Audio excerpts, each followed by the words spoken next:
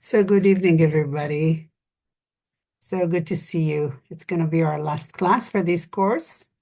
Well, actually, it's not that because I promised you last time that we might be able to do a special class that will deal only with envy, jealousy, comparison, all the good stuff. So I think we might need to have some kind of class for that. So we'll see when we're going to do it. But for now, this is going to be our last class. And the good news is that we are going to have La Malinas on the 28th of February.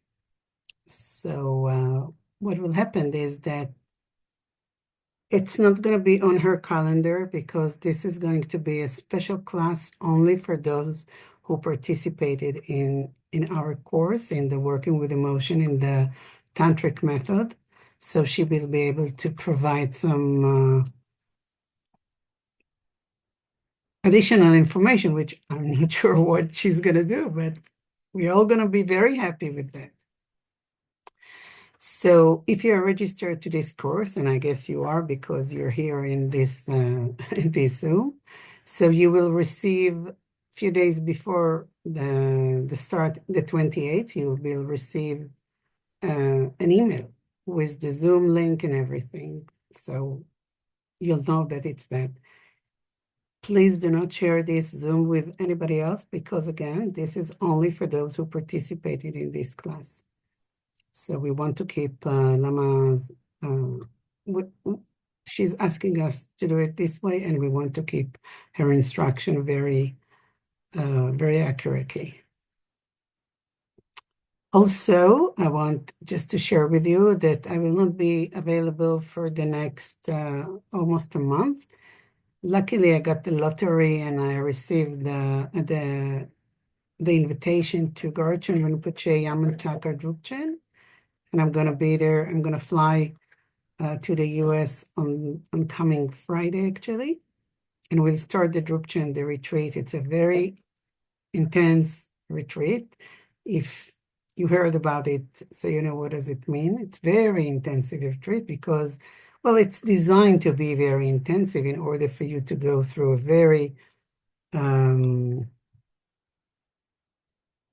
strong feelings and emotions in order to watch what's happening in your mind and work with that and transform that. And after that, I'll fly to La Molina's retreat, the Bodhicitta retreat in New Orleans. I'll be with her for a week and then I'll get back home. And then we'll have the class with her. So I'm sorry that I won't be able, if you send me emails or whatever, I won't be able to, or WhatsApp in the group, I won't be able to answer anything because one of the thing that the very intensive retreats that you give up your phones, you give your phones, you're disconnected from the world totally. So no connection to the world, so no connections to you as well. So I'm very happy. Thank you all for all your birthday wishes. That was the best birthday present that I ever received on my birthday. So I just received it yesterday, and whoop, all of a sudden I'm on the airplane going to the US to Garchen Rinpoche and to La Molina. And this is I'm very happy about that. That's the best birthday I could wish for myself, the birthday present. So again, thank you all for your wishes and gratitude and everything. So let's start now the class after all the announcements.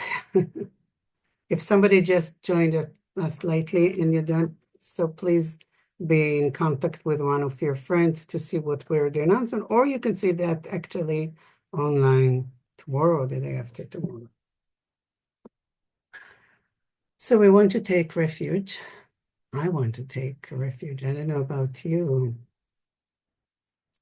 And the refuge is not something which is external, it's internal belief and its internal feelings, that you trust the process and you trust that everything that happens around you, it's exactly the way it's supposed to be.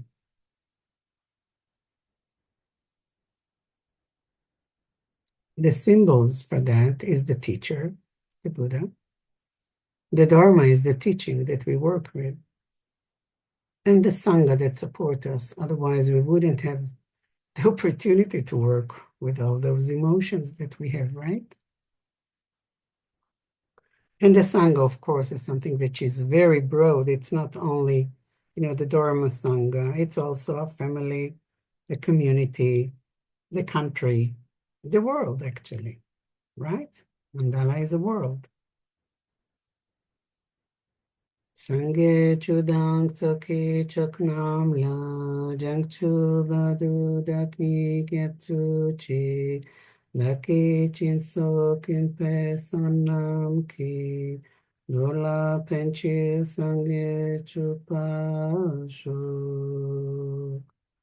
Sangye chudang tsoki choknam la jang chu badu dakni gyatsu chi daki chin so kin pe sonam ki dola penchi sangye chupa shu. Sangye chudang tsoki choknam la jang chu badu dakni gyatsu chi daki chin so kin pe sonam ki dola penchi sangye chupa shu. Okay, so now after the announcement are behind us, are we recording, Betty? Yeah. Okay. So I just want to make sure that we know what we're all here for. So this is our last class. The first class was an introduction to the five Dhyanis Buddha's tantric method for working with emotion. Then we started to work with each one of the Buddhas that are representing many symbols on the mandala. We worked with Vairochana, with Akshobhya, with Ratnasambhava, Amitabha, and Amoghasiddha. So now, of course, comes the question, okay, so what are we going to do the day after tomorrow, except for what happened to you guys, that at least what you informed me, that you recognize so many new things because you didn't work with that, because we are not aware of those emotions that runs in our mind. So that's always good because we develop this awareness, which is amazing, okay? But not only that, the question is, how do we work with the mandala during our life? I mean, we live in the world. We have families, we have work, maybe we have friends, we have the Dharma, we have, I don't know, some kind of commitments or obligation that we have to people. So how do we work with the mandala? So I think it's very important to understand that we want to treat the mandala not just as, as an art or external Buddhas like gods, as if gods, but we want to work with the mandala as a living symbols. Sometimes we call that enlightenment, and sometimes we call that wholeness, okay? Because it's a whole, it's not an identified process. When people are asking Lamalina, for example, about what is the difference between Dharmakaya, Sambhogakaya, and Nirmanakaya, she always gives the example. She said, well, you look at the flower and you see that it has leaves, it has the petals, different items, but it's a flower, exactly like a person. It's me, Dorit. I have a head, I have a hand, I have a shoulder, and I have, I don't know, a neck, okay? But this is what we label as Dorit, right? So it's the same with the mandala. We have different emotions, but still it's a wholeness. It's something which is whole. We want to identify different part of it, but we work with it as a whole. So how do we work with that? I had a few discussions this week with people who worked with the mandala, and it was very interesting because for me, what was interesting is that the fact that when they were meditating and contemplating and doing the sadhana and asking themselves the questions, they have recognized something that they didn't recognize before. So from tantric point of view, that's a big success because we jumped into what we call, in psychology, we call that the eye. The eye, it's not the eye with eye, it's the eye like eyes, okay? The eyes that we see through. What happens, it's when I move from the eye, which is me, and this intelligent, working with having those strong emotions. And then when I'm working with the eye consciousness that I see, not with really the real eye, but with the eye consciousness, I can see what is going on and what happens in my mind and what happens in my life. Something happens. The awareness, the mindfulness, the attention to those disturbed emotions, what we call clashes, or the questions that we ask ourselves, and all of a sudden something else has been revealed to us. This is the beginning of transformation. Because how do you think transformation happens? It's not because somebody, I don't know, gives me a drink or a drop of something in my mouth, and all of a sudden I'm a different person. It's not like that. Transformation takes time. Transformation takes place and it's a process. And since it's a process, and since it's something which is dynamic, it's not, like the mandala is very still art, right? It's very, you see something which is, it's one dimension, it's an art. But we live in a world which is not only 3 dimension, it's, 360 degrees dimensions, right? So it's dynamic. So what happens if I wake up in the morning and I don't know, I have some kind of an ache in my back, okay? And I said to myself, I didn't sleep so well. Can I recognize what kind of thought that was? Why did I believe this thought? Okay, and then I see, that's again. I think now I'm entering into the doubt state of mind. I'll give it a name. And then I said, oh, who took my, I don't know, towel? Okay, who took my towel? It was here before. I want to take a shower. So all of a sudden, Ratna Sambhava getting in, it's my towel. Somebody took my possessions. And then maybe I have a coffee and I said, I don't like this coffee. And I said to myself, why not? I said, oh, if only I could have I don't know, a coffee machine, very sophisticated coffee machine. Where am I?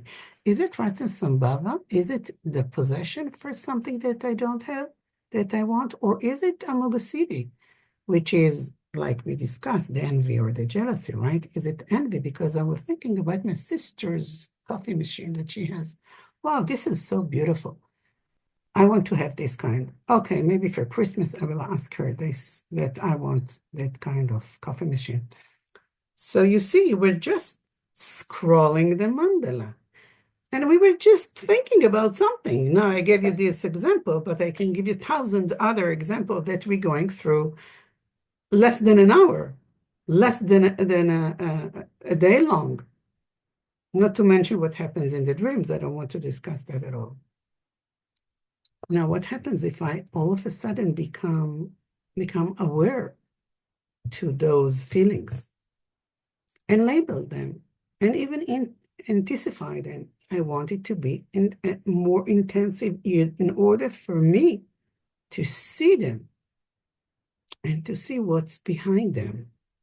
You already know that what's behind every strong emotion is a fear of something or a hope to something, towards something, right?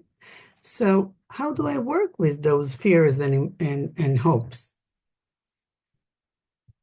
So if I'm looking at the mandala as a process, as an ongoing process, dynamic process, and I take it into my life, so all of a sudden there is some kind of evolving living that happens within this structure, okay?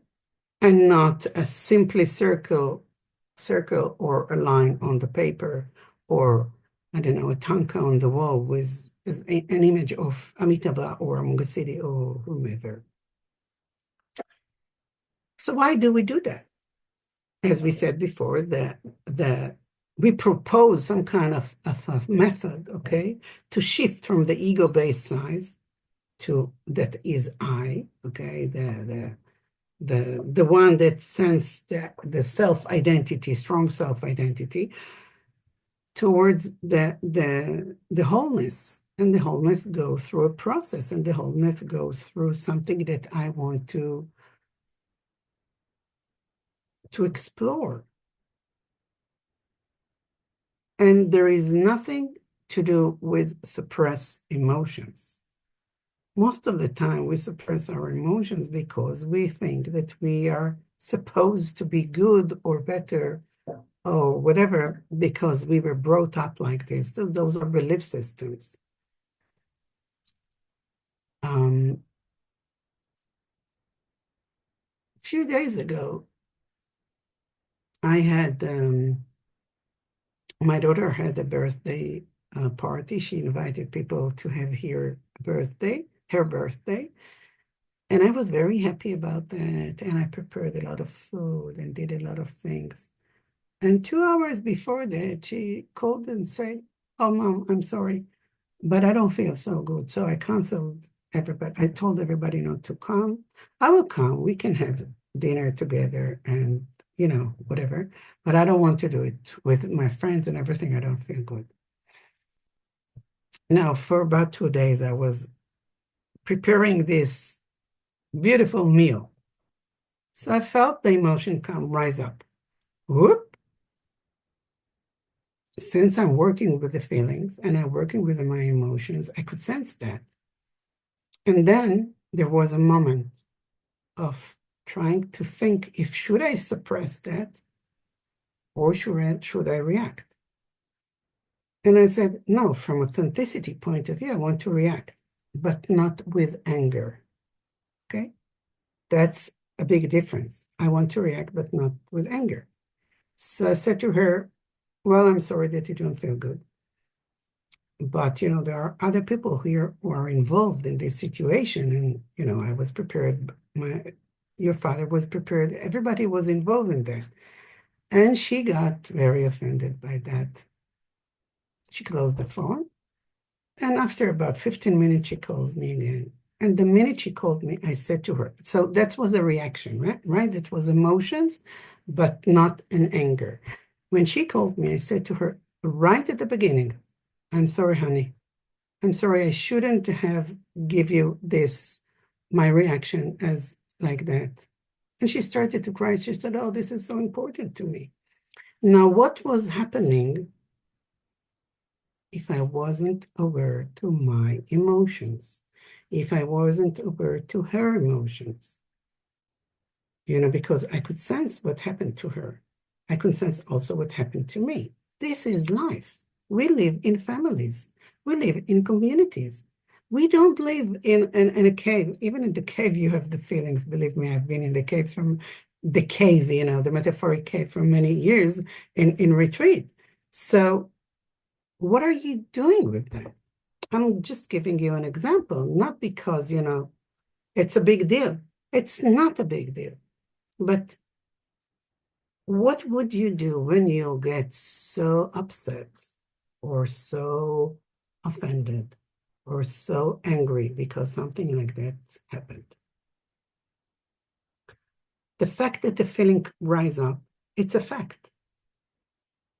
It's coming up. Don't try to suppress that. Now, what do you do with that?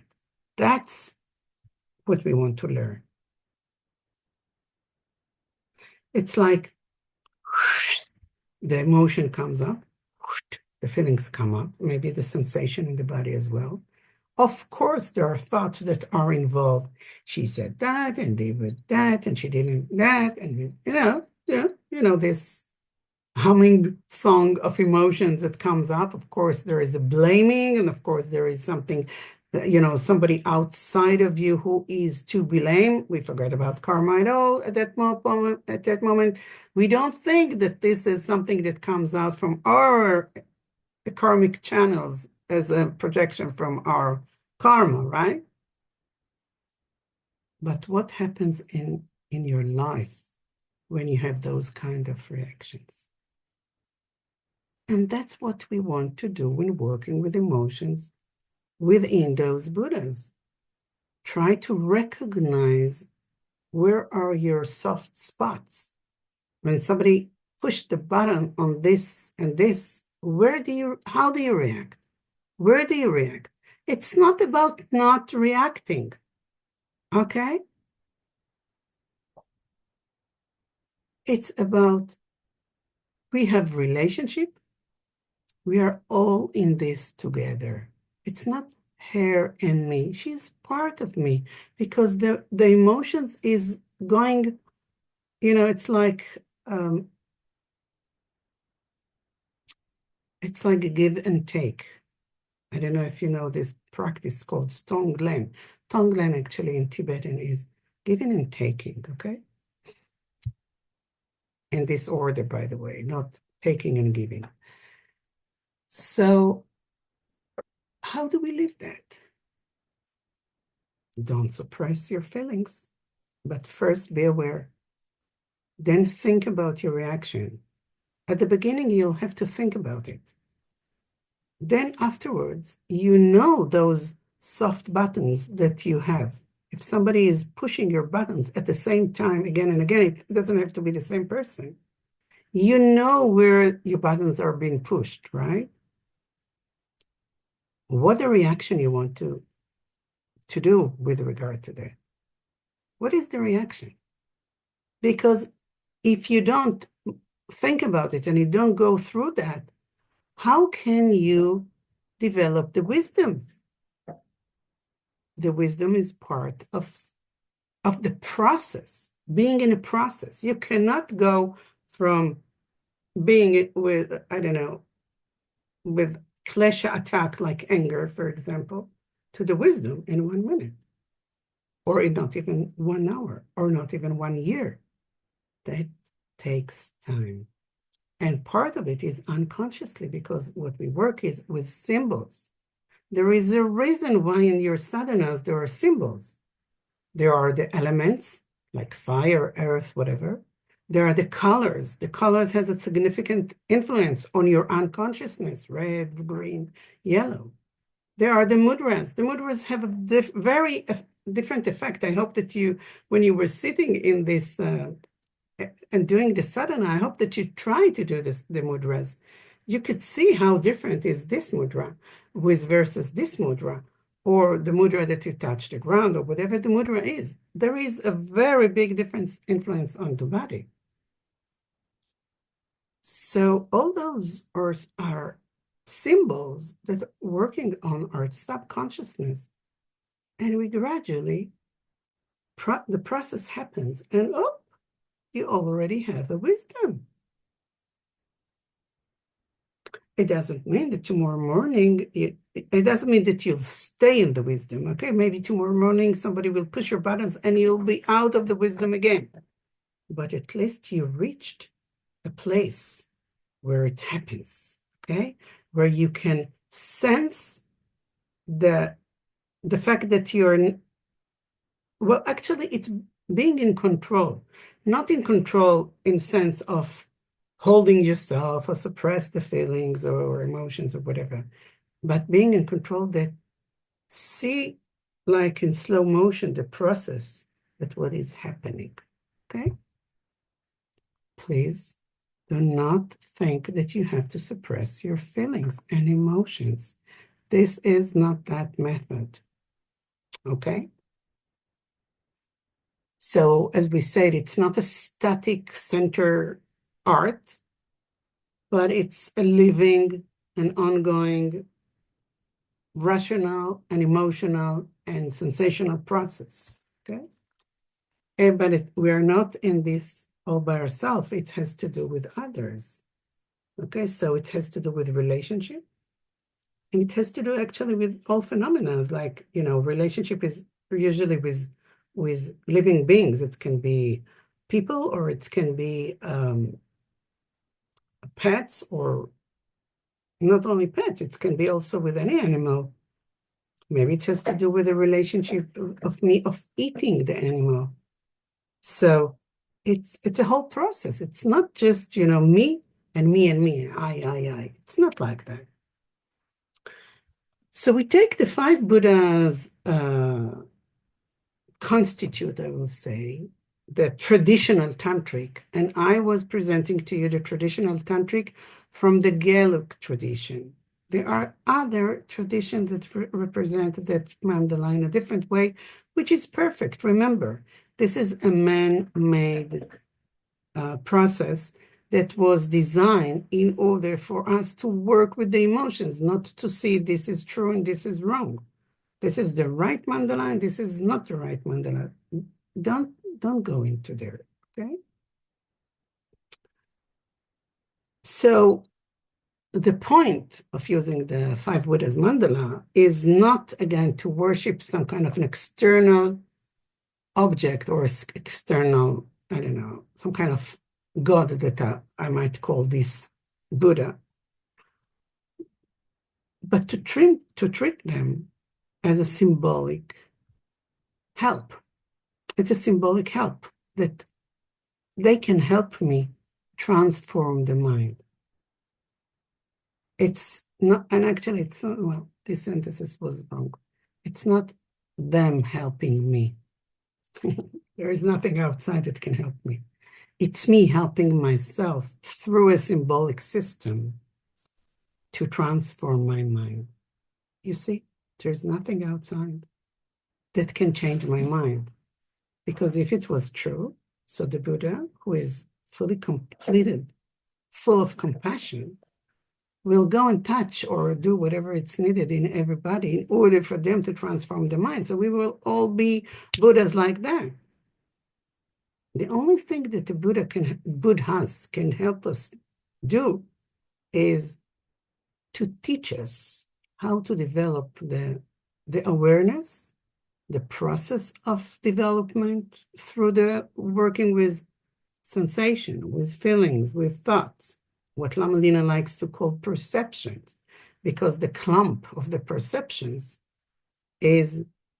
contains the thoughts, the feelings, the sensations.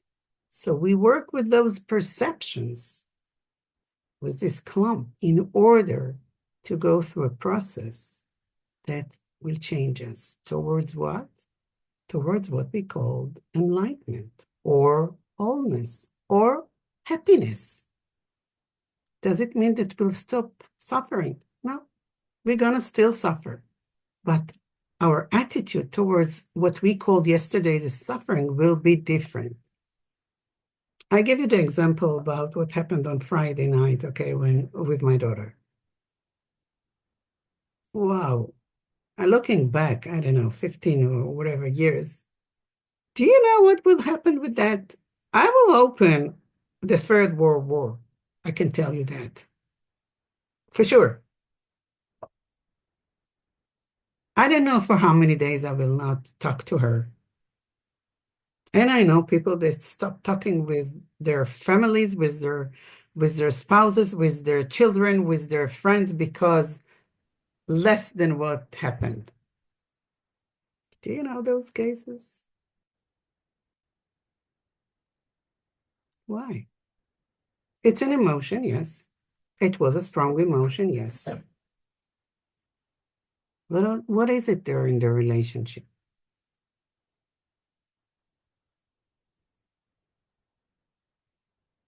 Do we still need to open a war? A war? It can be the Third World War. It can be the Fourth World War. I don't know how many world war you were starting in your life. Well, at least we know, I don't know how is it in your country, but in Israel, the percentage of the people who have been divorced is 49%. So I know about 49% of the population that was married declared a world war. I don't know if it was their third, fourth, eighth, or whatever.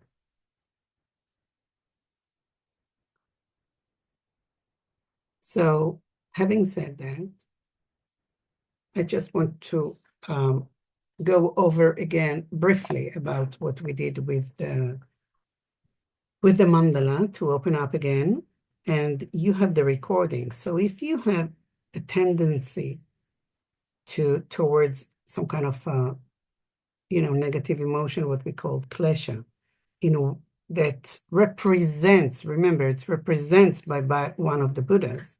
You have the recording, work with that. You have also the recording of the teachings, but you have the recording of the meditation, and you have the sadhana for each one of the meditation. So work with that until you feel that this emotion is now this, the afflicted emotion, not the wisdom emotion. This afflicted emotion is no longer controlling you. You're not under the control of this afflicted emotion anymore, or less. You can see how it's lessened again, after a while, and your reaction becomes different. So we started with the center, with Vairochana, right? The white Vairochana. And we sense the ignorance or the delusion, or sometimes we said, what is it in your life that you're not seeing? That's the ignorance. It's not about not knowing the name who is right now the president of this and this and this country. And then when we start to look at our life and to see what's happening in our life, we can start to transform the mind towards the all-encompassing wisdom, or what we call the Dharmadhatu wisdom. Then this was in the center. Then we moved to the east. The east was Akshobhya, the blue Akshobhya. And we were looking at the anger. Well, actually, yes, we started with Akshobhya. So we were looking at the anger, the aggression. Sometimes we could see even the fear that we have behind the anger, because the anger usually is a reaction towards a fear, behind a fear.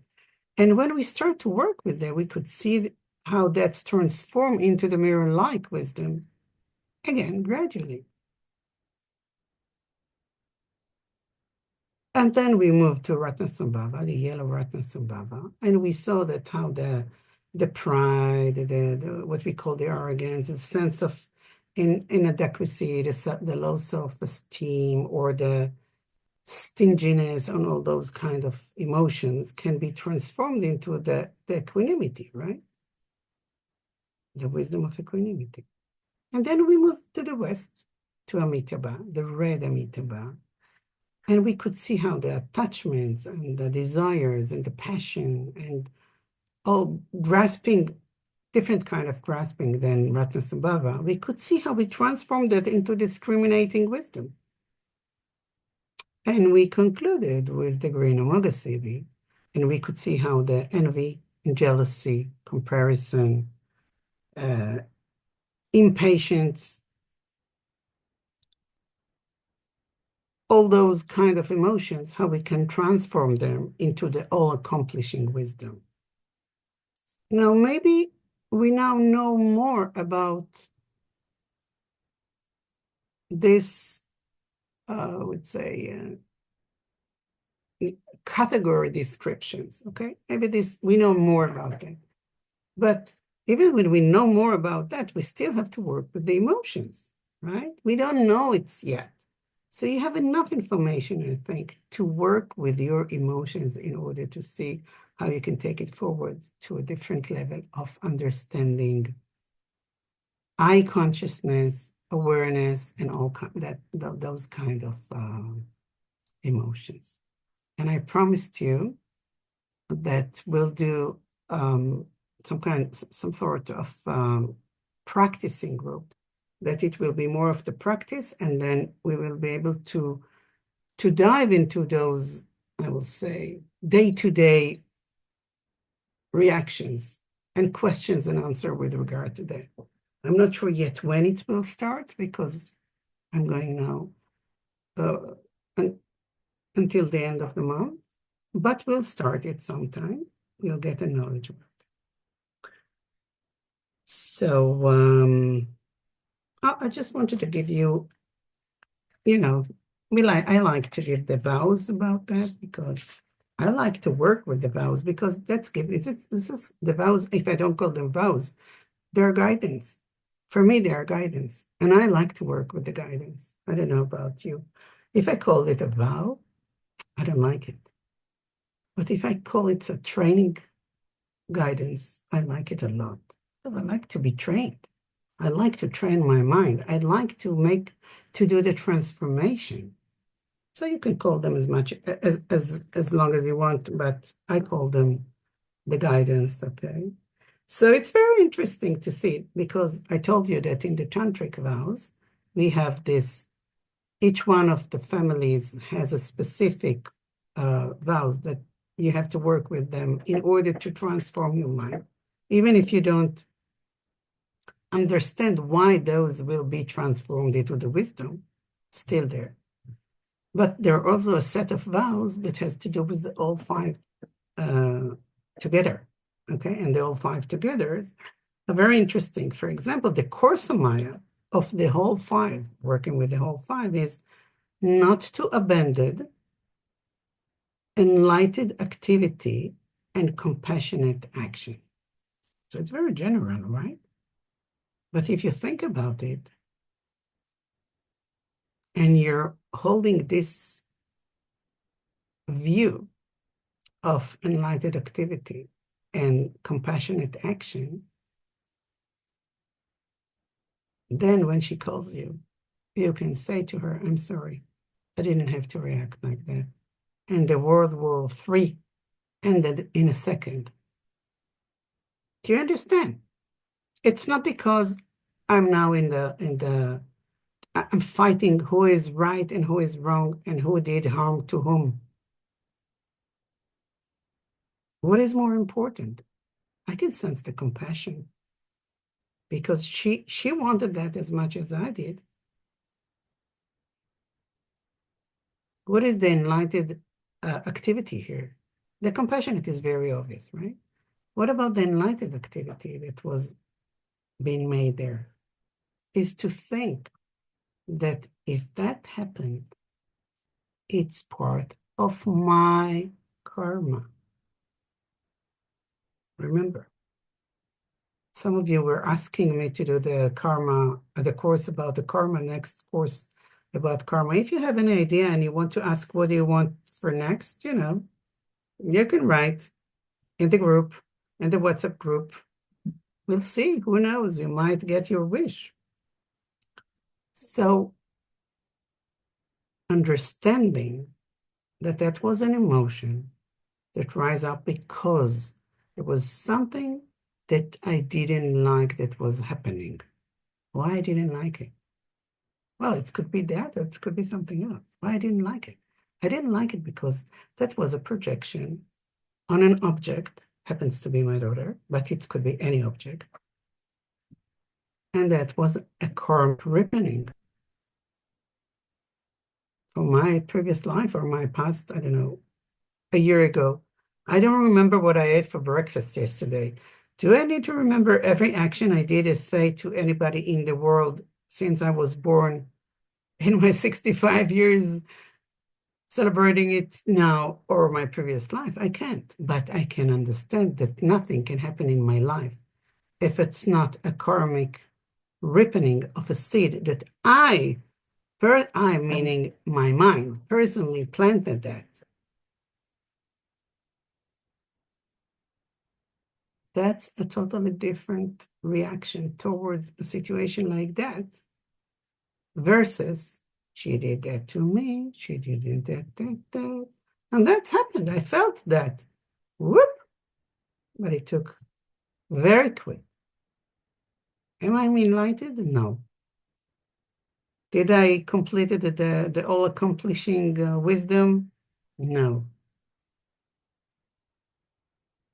But again, a World War III was canceled at that moment. And what is more important? What is more important?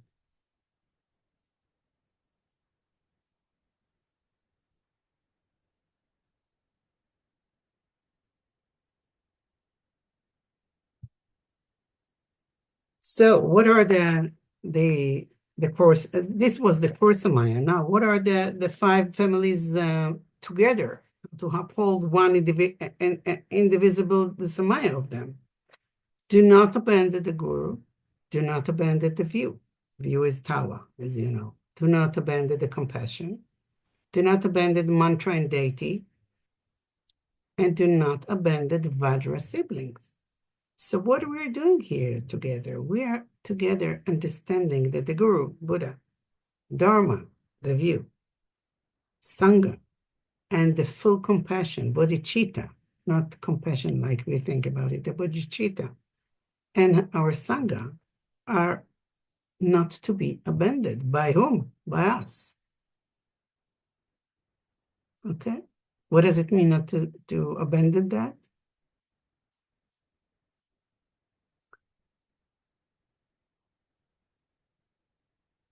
I think that each one of you, if you're practicing Tantra, you already had some kind of experience, either with your Lama or either with your siblings, or even, doubts with the Dharma.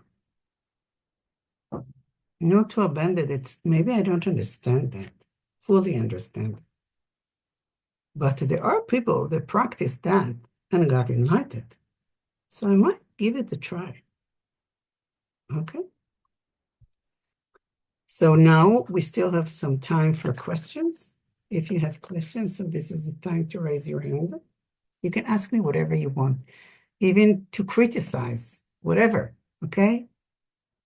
Don't hesitate. Open up everything. We want to work with those emotions, okay? Yes, Amanda, the brave one. Hi, Amanda. Hi, Lopan. Just want to first say thank you so much. This has been very insightful.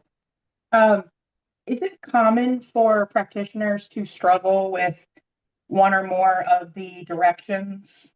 And I don't know if that's the right word for it, but it seemed that some of them, the practices felt a little more natural flowing, and noticed some resistance with some of them. Well, they're man-made, so basically they're all together. There is no separation. The separation has been made only from a practical point of view. Okay, how to isolate, learn the leaf of the flower before you go and to explore the whole flower. But if you explore the leaf of the flower, you don't see the beauty of the whole flower, right? Because you're now in this tiny bit. I think I told you last week, maybe it was 2 weeks ago, I don't remember when, about the process that we're doing in order to receive the initiation, the empowerment. So you hold the flower or the stick, and you just drop that on top of the mandala, right? Oh, there is actually, Benny, if I'll send you one, will you be able to share it? I just had, no, I don't want to do it now. I had a beautiful, um, uh, it's a picture of a mandala, that the flower and the stick are on that together. And I told you, 80% of the Westerners are in Amoga City. And of course, it was on Amoga City. Okay, don't worry, it was on Amoga City. So why the flower goes there?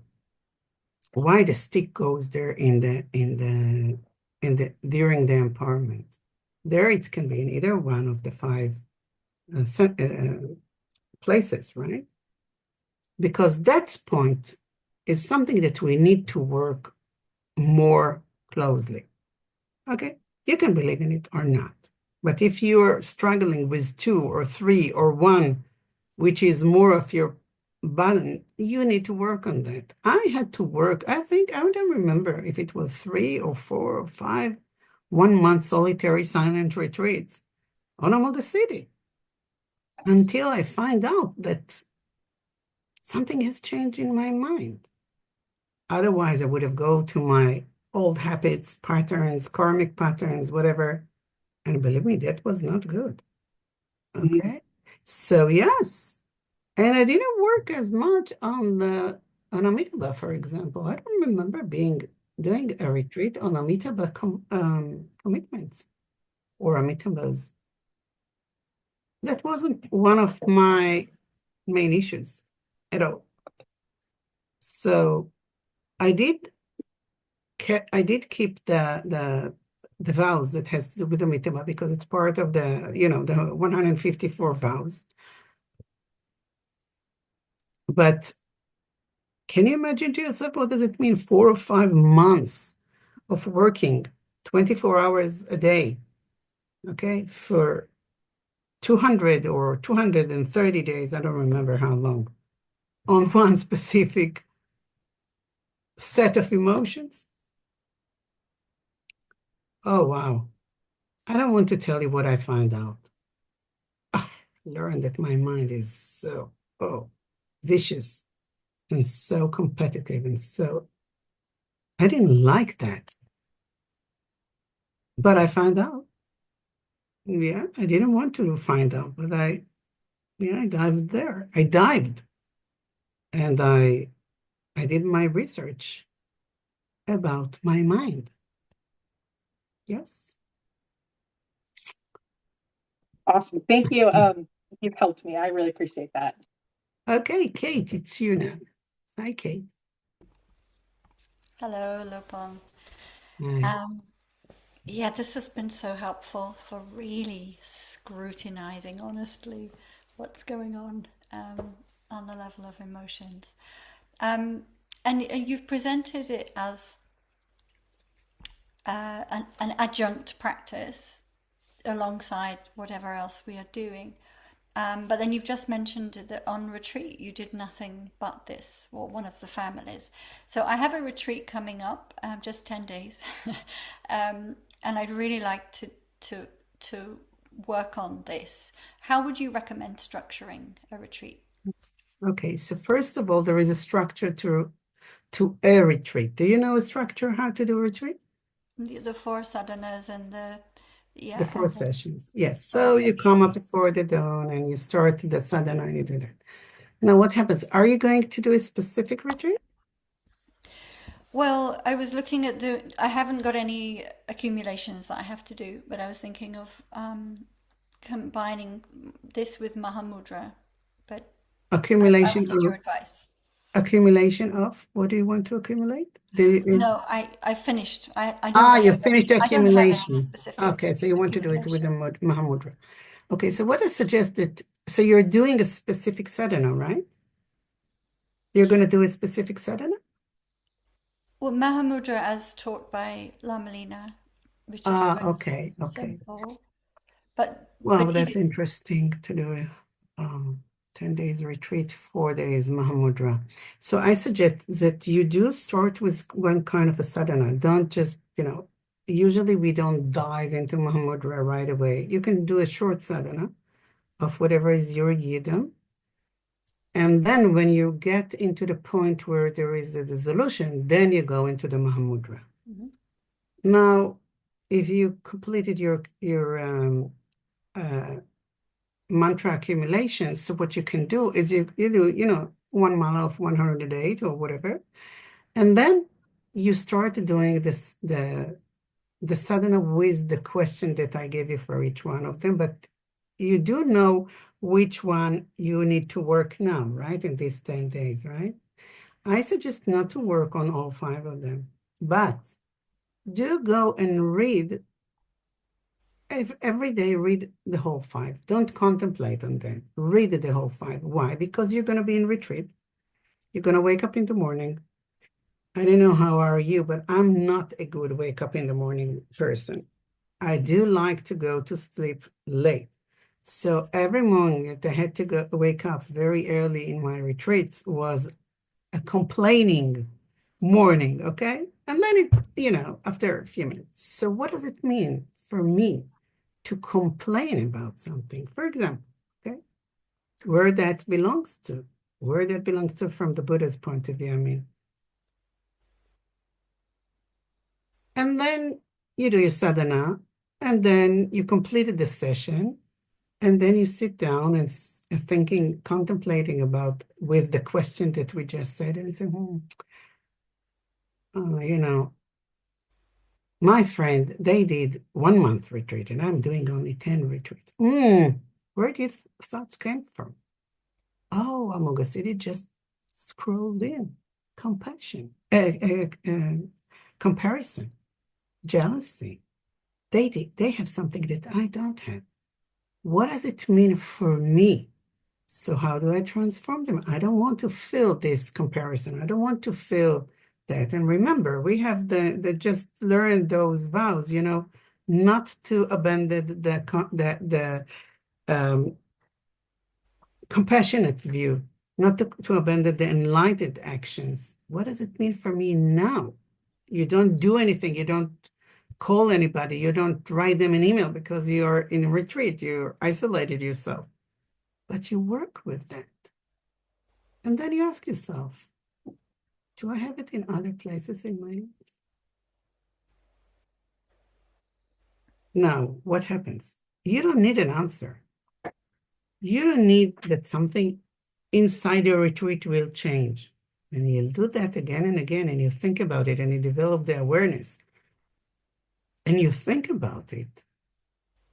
Well, I can tell you that when you go out from the retreat, and after a few months, people near you will tell you, you've been changed.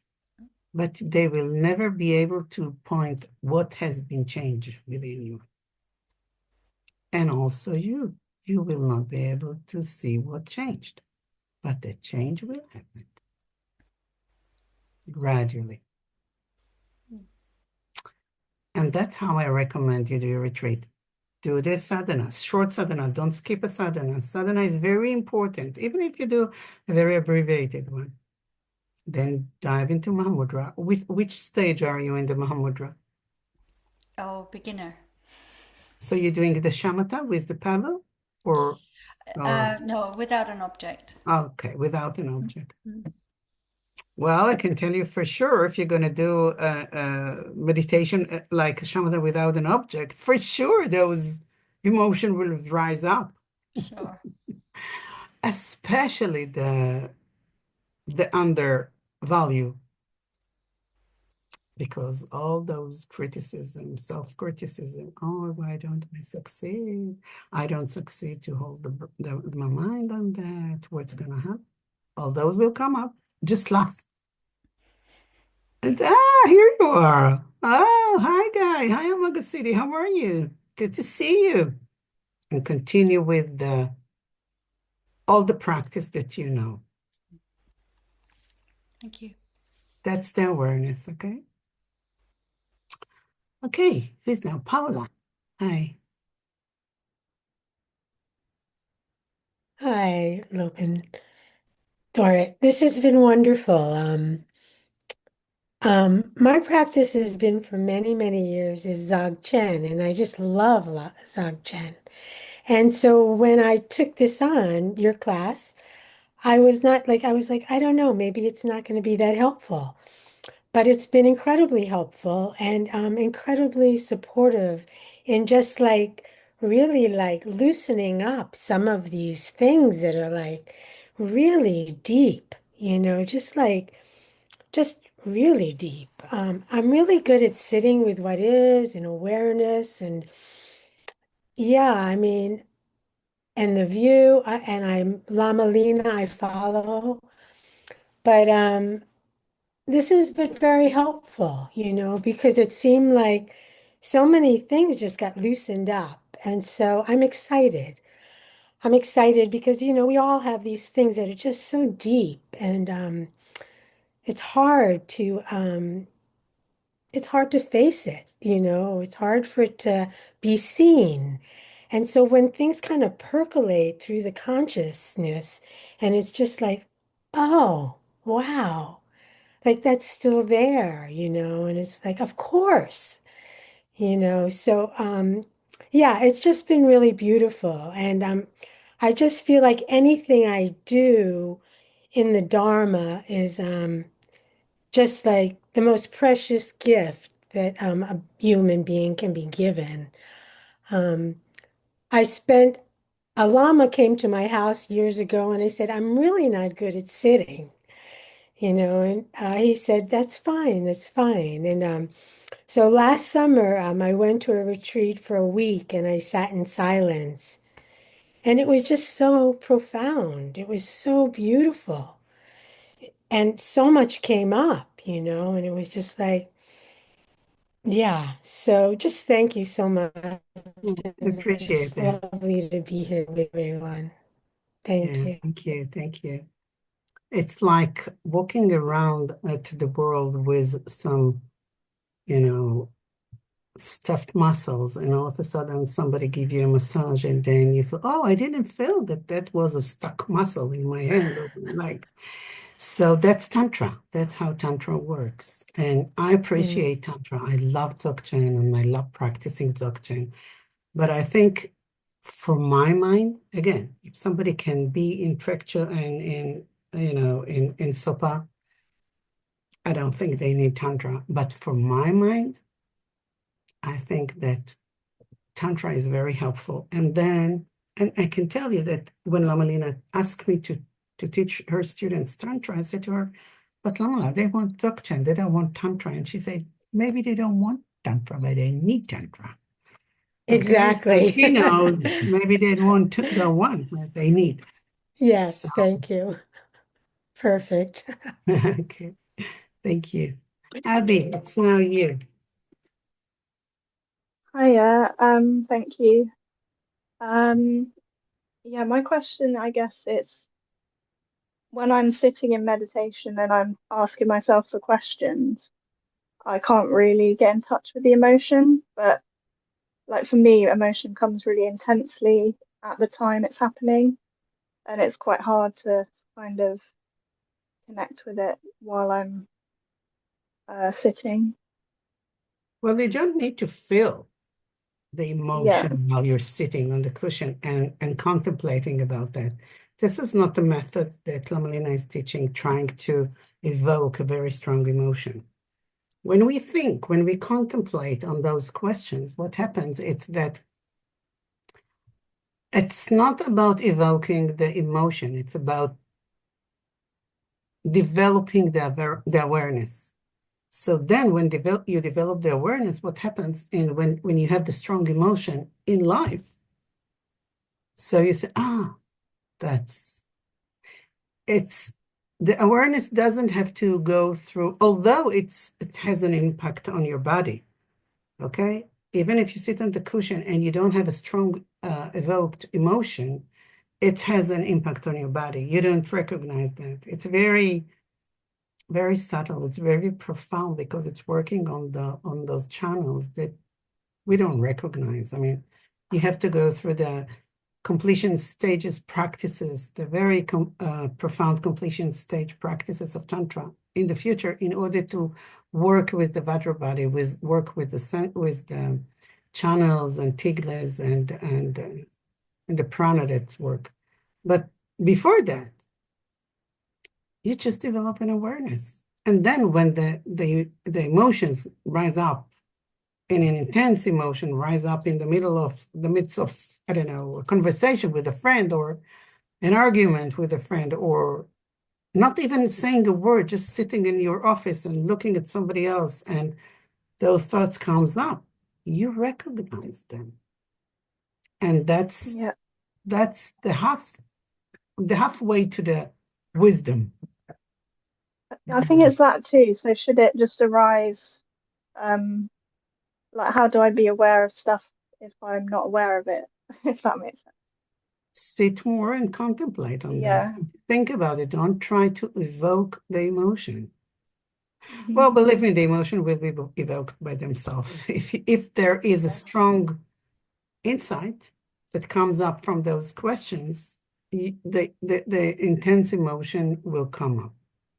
If not, So the insight maybe like bubbles up from your unconscious kind of thing. yeah, of course, insight is always Yeah. from the unconsciousness. It's not from the conscious mind. By the way, for those who are doing retreats, okay, for you as well. So what happens in mantras? When you do mantras, what happened to you when you do mantras and you count them with your malas?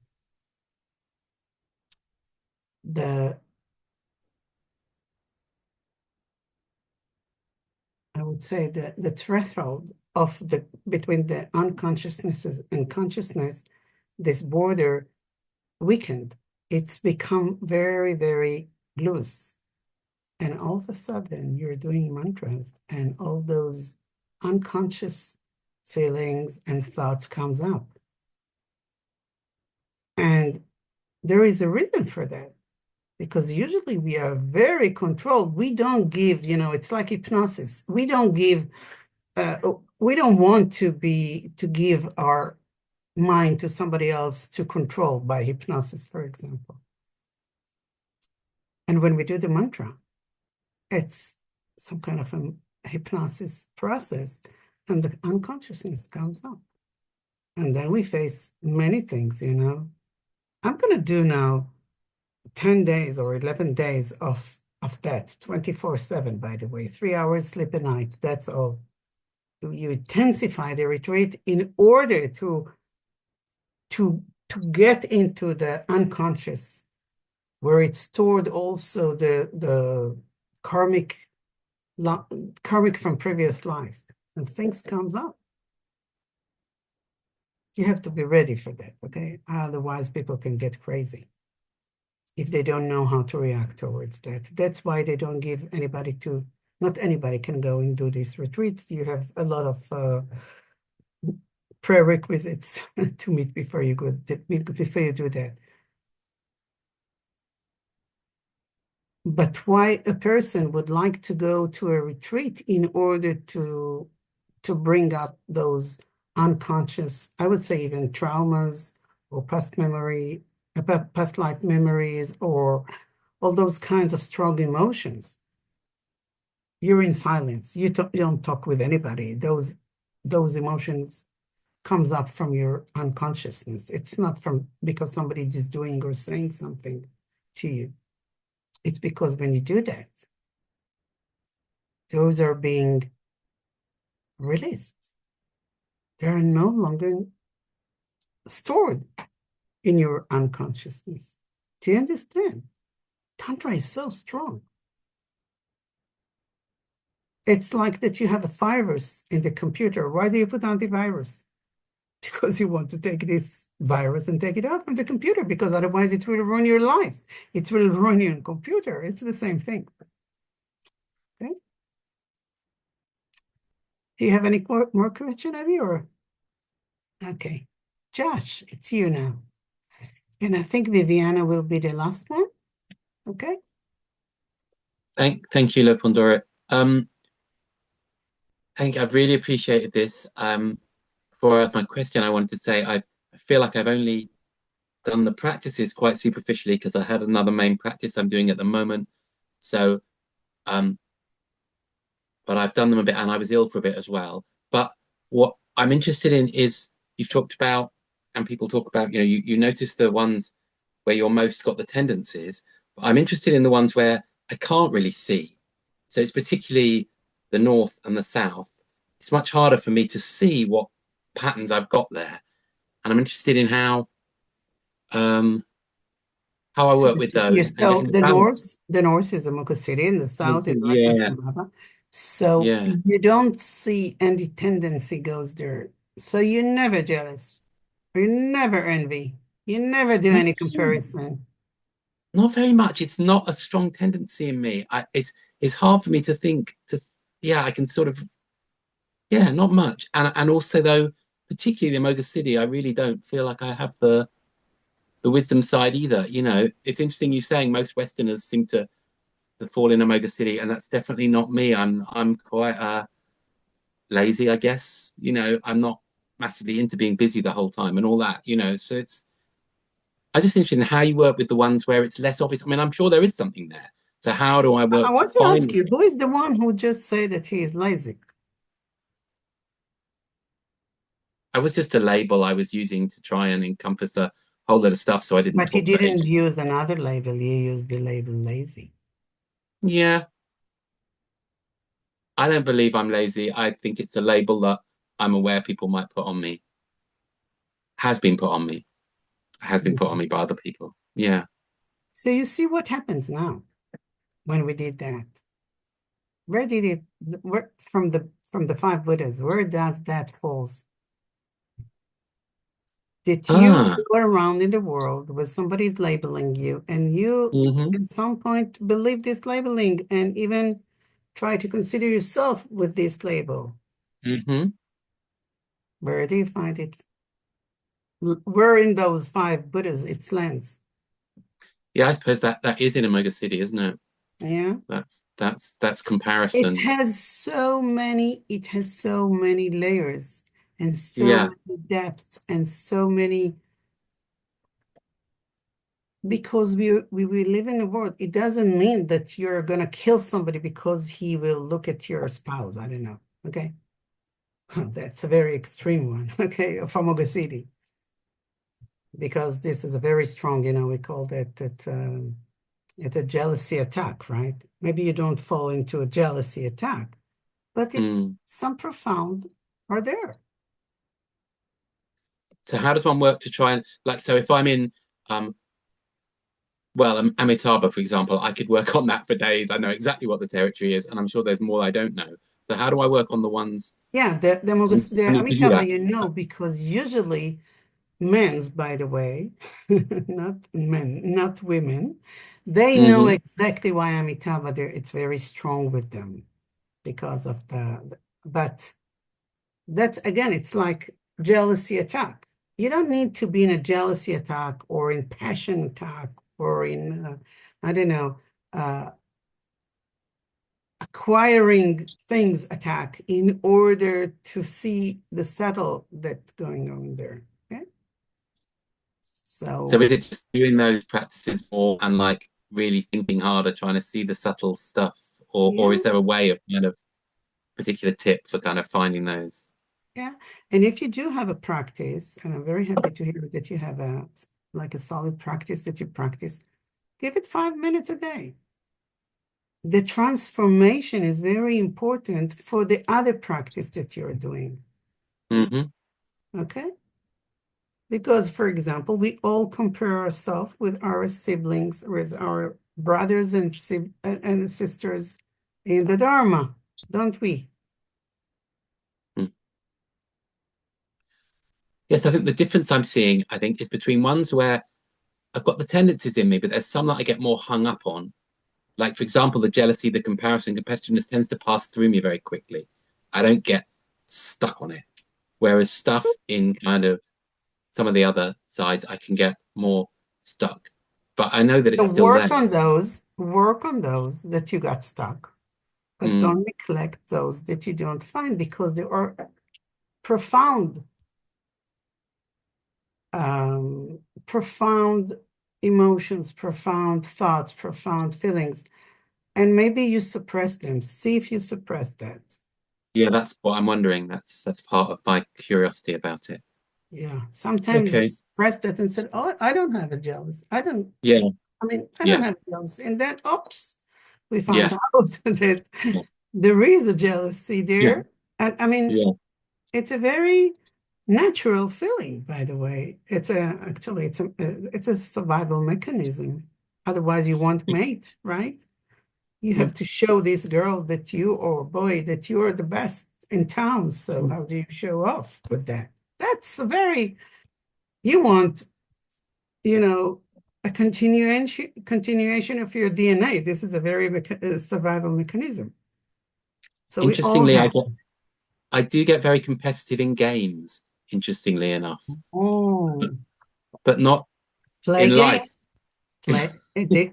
Games are not life. Yeah, I don't know. Maybe it's me letting myself have that when I Maybe see you that are it's not suppressed yeah, that it's not maybe in harmful life in you a game. suppress that, and then Yeah, in maybe. the games you do Yeah, something else. Okay. yeah. The games I let myself. Thank you very much. Okay, Josh. Okay, who's there? Oh, Viviana. Oh, there were other hands that very generous with my time. Yes, Viviana. Thank you very much, Dorit, as always, for your teachings. With the practice, I've been noticing that is rising this feeling of which was not before in this way, like I'm not doing my practice correct, efficiency, but it is tough. I mean, it is really it ignited in a way like, okay, you know what? I'm gonna ask Lopondorit. I'm practicing Mahamudra with Chenrezig and also the practice for Yamantaka, and it's something like like I don't know. I'm started feeling like a beginner with all of this, since I'm seeing that everything is showing up as if I wouldn't be practicing before, then I can feel that I am punishing myself or feeling like I am not doing the things correctly. Then I don't know if this is only just a story that I created, or of course I know that it's a story, or it's really a practical thing that I am doing too low, too much. I don't know exactly how to address this.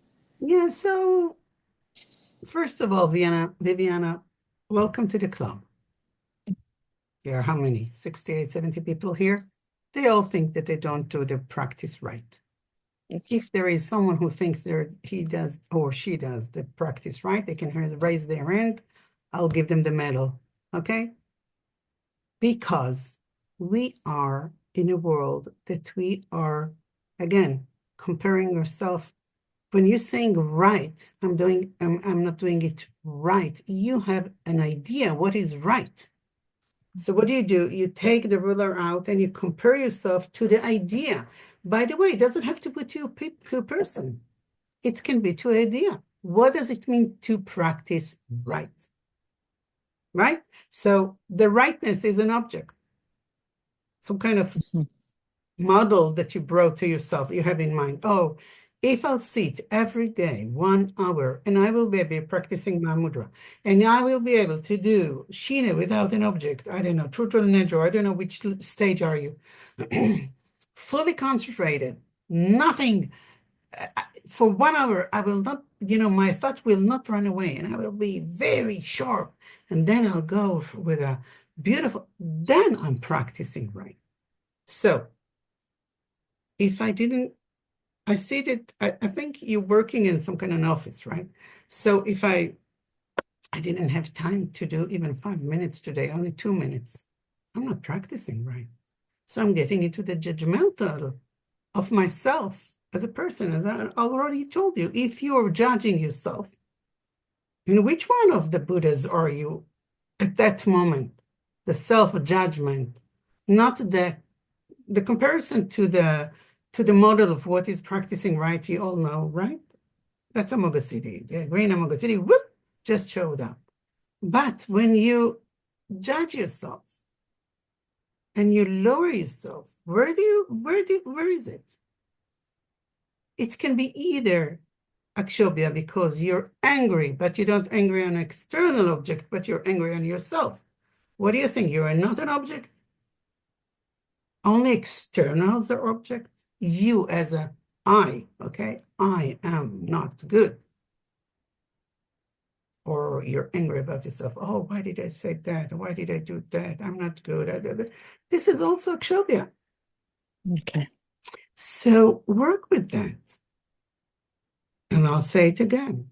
There is no wrong practice. Not in my class. I don't know. You can go to other teachers that can tell you whatever you want. There is no wrong practice. There is no bad practice. Even not practicing is a practice. Do you understand? Yes. So stop judging yourself about practice. You can judge yourself about other things and then we can work it out. But not about practicing, not in this class, okay? Thank you. Everybody who is here, at least, I don't know, we are together 1.5 hours a week. Do you think it's a practice? So you practice. Why you think that you are not practicing? Or you're not practicing enough? Or you know you're not practicing good? Thank you, Lapondor. Thank you very much with my heart. Okay. Oksana, hi, how are you? Good to see you. Hola, are you translating to Oksana? Добрый день. Меня слышно? Я, я себя не сужу вообще. Да, я уже давно, ну, в этом году, во всяком случае, точно ставлю знак «и». Так же, как вы объясняли по поводу ручки, я считаю, что она у нас есть и там, и там, и там, и вообще везде. Вот. И как ручка, и как палка, и как все. И когда вот по моему методу я стараюсь, если я вдруг увижу случайно, ну, стараюсь, если я увижу, что идет какая-то вот у меня в голове какое-то сравнение, еще что-то, я просто стараюсь раскрыть сердце и сказать и на этом все. Вот. И поэтому и себя я тоже считаю, что я как бы сплю. Да, я сплю, я часто сплю. Хотя бывает, открываю глаза чуть-чуть совсем. Вот. Но я сплю, поэтому я в неведении. И осуждать себя стараюсь. То есть у меня нету это такого, чтобы я себя осуждала. Да. Это вы задали вопрос, кто себя не осуждает. Я вот ответила.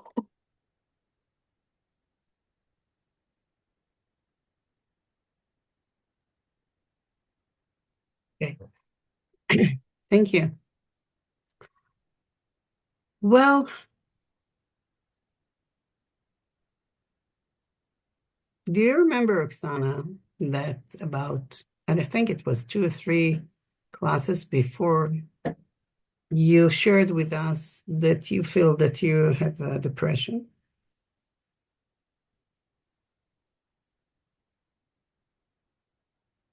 Do you remember Да. that?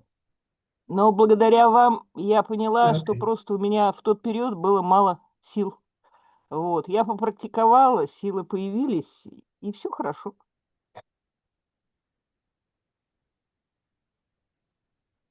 So this one moment, okay, because it's changed. This one moment that you thought about yourself something, was it self-judgment? That's one moment.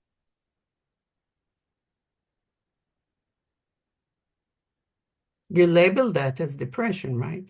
Вы? No, it wasn't. Нет, осуждений не было. Осуждений не было, было просто понимание, что я не могу ничего сделать вообще, да, Good. то есть я вижу страдания, вижу, Okay. понимаю внутри себя, понимаю сострадание, да, вот, и я понимаю, что я ничего никак не могу. Good. Yes, you're right. First of all, I want to congratulate you, to congratulate you if you are compassionate to yourself. This is so important because we cannot be compassionate to others if we cannot develop compassion to ourselves. So this is very important, and thank you for doing that. Developing compassion to yourself, because we are not perfect. And we need to develop this awareness with a compassion mind and knowing that yesterday I got angry and tomorrow I will get jealous, and 1 hour ago I was afraid, and maybe tomorrow I will worry about something. So yeah, we are there. We are in this roller coaster, going up, going down, going up, going down. We live in this world of roller coastering emotional, and we want to flatten the fluctuations. We want to not by suppressing. Remember, we're not suppressing the emotions. what we do is that we become aware to that, and the awareness creates the transformation towards the wisdom. So even if you had an idea about I'm such, I'm that and that, and then after a while you recognize that it's just, a physical weakness or something, and you worked with that, that's amazing. That's an awareness. Okay? That's an awareness.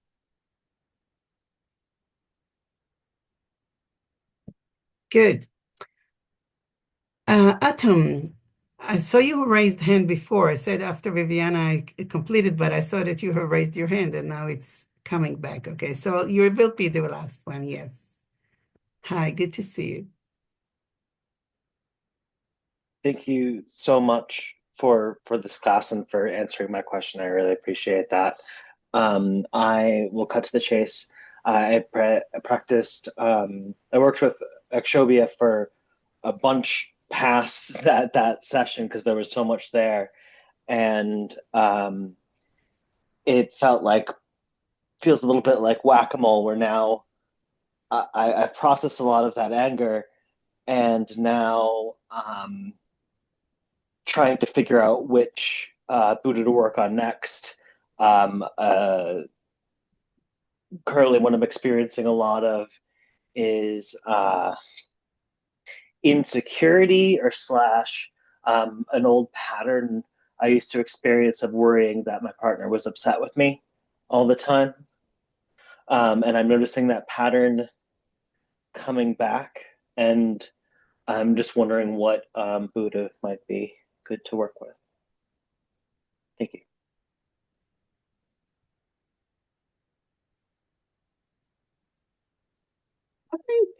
I think Amitabha, because we want to develop the compassionate part of you to you.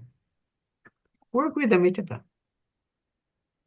Okay? Work with that for a while. We'll see after that. Okay? Good. Okay, guys, we completed another course. I'm very happy about that. So again, just, to complete that, I saw that there was something in the chat. Thank you very much, Lapandora. Attended working with devotion with Lama Lena a year ago, and it was very difficult, which discouraged me. Thank you for teaching us the mandala of the Dhyani Buddha. Thank you to this guy. Okay. So yes, it's a different method. It's a different method. Working with emotion in the Dzogchen practice is a different method. I'm not sure what's Lama Lena gonna give you. She might give you Tantra, she might give you Dzogchen. We are open to whatever she's gonna see you. She knows what you are doing, and she will give you whatever she finds out that you will need. And I know that she will give you the exact thing that you will need, even if you don't know it yet. Again, for those who were not at the beginning, I will just go briefly on the notice that on the 28th, we're going to have a session with Lama Lena at the same time that we have now, but it's going to be Saturday. It's not going to be Tuesday. So it's going to be 28th. And it's not open to the public. It's open only for those who participated in this course that were registered. If for some reason, I don't know how it can happen, if for some reason you didn't register to this class, but you were practicing and participating, so just, write Edith or Lela, and we'll make sure that you will receive the email with the information. Please do not pass it to others that did not participate in the class. That was Lama Lena's request, and we really want to respect her requests, okay? So let's dedicate. I want to share with you the dedication that may all beings be open and develop the awareness to their afflicted emotion, to their clashes. And by doing so, they will be developing self-compassion, to other compassion, developing the bodhicitta, and eventually will be able to be the five wisdoms. Gewade nyodo chechi salang ngopasho. Okay, guys. So I'm going away to my retreat. See you next month. Bye.